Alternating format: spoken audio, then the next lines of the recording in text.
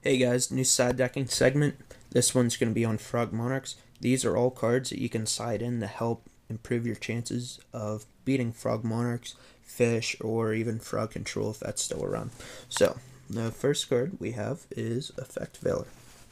This card can negate your opponent's Monarchs. It can negate Swap Frog. Uh, it's one of those cards to where you want to drop it at the right moment. You just don't want to say, oh, well, hey, I drew the card, so let's, discard it the first chance I get to. So you don't want to do that. You want to wait until they go like Tribute for Caius, and then if they're going to target like a key card like Face Down Sangin or Dandelion or, Dark Soul or something, well, oh, got it. So, next card, DD Crow. The card's okay against Frog Monarchs and frogs in general, but you have to keep in mind, let's do a little scenario here. Let's say I summon Swap Frog, right? Dump the Treeborn, effect, bounce Swap Frog to hand, pass. So let's say you have a DD Crow in your hand. Well, you can Crow the one Treeborn, but then next turn I can just summon Swap Frog again and dump it. So you're really only just setting them back a turn. So I don't know. If you guys still want to use it, that's fine, but if Frog Monarchs are giving you a problem, then you'll want to use the cards that I'm going to get to here in a second. But this is still a decent side deck card. You only have 15 cards to side in general, so you may have to do DD Crow because this will help you in like debris matchups and, other stuff. So next card, Banisher. If your deck can run it, use it.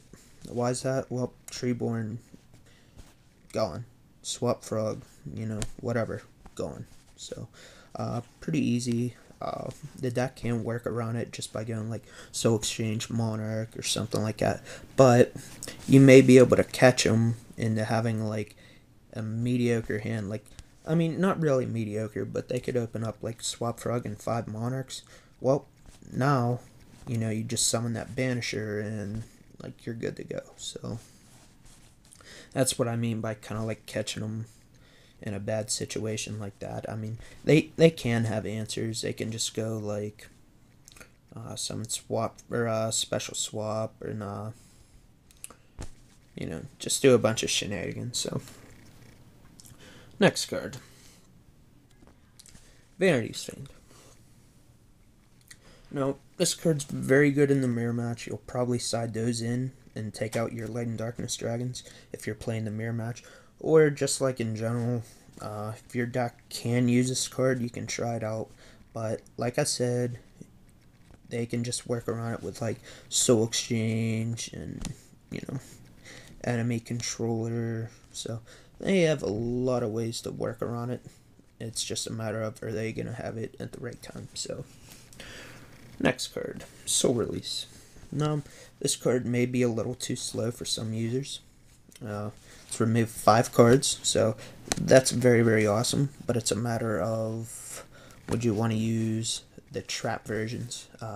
They'll remove less cards, but then you can also do it on your opponent's turn. So that's what may make it superior. So it really just comes down to player preference, I suppose, and all that good stuff. But basically just getting rid of the Treeborn, that's very, very clutch.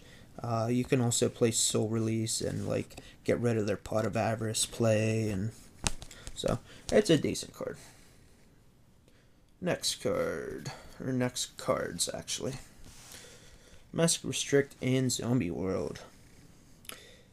These cards are very, very good against them. Maybe the best cards.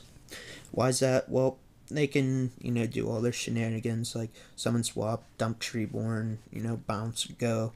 Well, no, they can't tribute summon, so really comes down to player preference and what deck you're actually using yourself for which one you want to side in. So just look up the effects and come to a decision. Next card, Kravis. Now, this card's better than DD Crow just because you can just hit 2 Treeborns, so that's very clutch, especially like mid game. Like if it's mid game and they have like 2 Treeborn Frogs in the grave, and then you draw like your 1 or 2 DD Crows, well, now it's not really going to matter because the deck's already in play mode. So yeah, that card's very good though.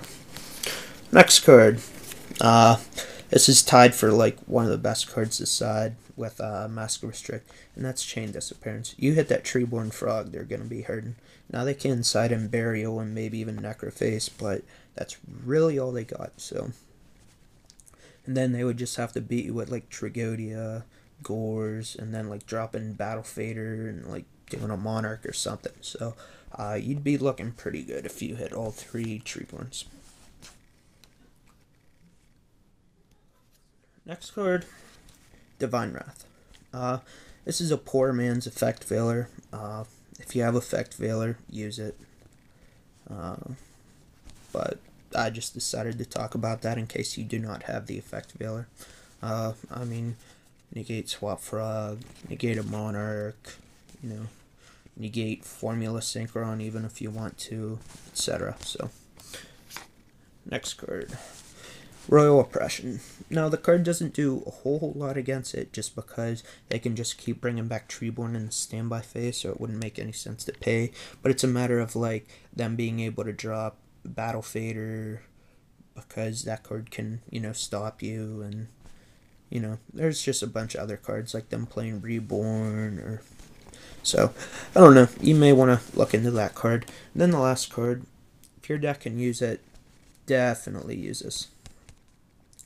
Because if you think about it, the deck's only going to use like 2 MST to get rid of this. And you'll definitely catch them off game 2. Like if you're running Black Wings, you can side this. It just shuts off everything. So, yeah, good cards. So, that's it. I hope you guys enjoyed that tutorial.